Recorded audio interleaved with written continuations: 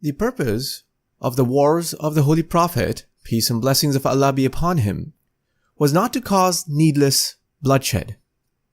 The Muslims of that time had been expelled from their ancestral homes. Many innocent Muslim men and women had been martyred, and still the wrongdoers were not prepared to restrain themselves and continuously obstructed the progress of Islam. In this context, the divine law of security made it necessary to protect the persecuted Muslims as they faced total annihilation. Those who had drawn the sword were opposed with the sword. The wars were meant to root out the mischief of those who were bent upon murder and were only meant to repel evil.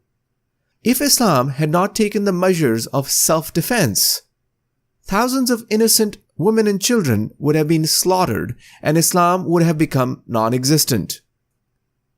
It is a great error on the part of the critics of Islam to think that guidance from God Almighty should not include resistance to the enemy in any circumstance, and should always teach love and mercy by way of meekness and gentleness. Such people imagine that they display great reverence for God, the Lord of honor and glory, by attributing to him only the qualities of gentleness and tenderness. But those who reflect and ponder can easily understand that this is a great error. God's laws definitely teach and are the embodiment of mercy. However, that mercy does not manifest itself by way of gentleness and tenderness in all circumstances.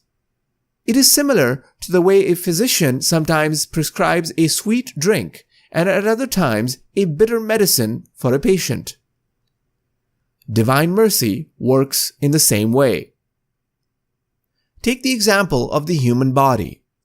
There can be no doubt that each one of us loves his whole body, and if anyone wishes to pull out a single hair of ours, we would be enraged and irritated. Yet, despite the fact that the love that we bear towards our body is distributed over the whole of it, and all our limbs are dear to us, and we do not desire the loss or hurt of any one of them, it is clear that our love for every one of our limbs is not the same degree and quality. In fact, the love of our principal limbs, upon which largely depends the carrying out of our purposes, prevails over our hearts. In the same way, we have greater love for all of our limbs combined as opposed to any single limb. And if, God forbid, we are confronted with a terrible situation in which the life of a superior limb depends upon wounding or cutting off or breaking an inferior limb, we would give superiority to saving the more important limb.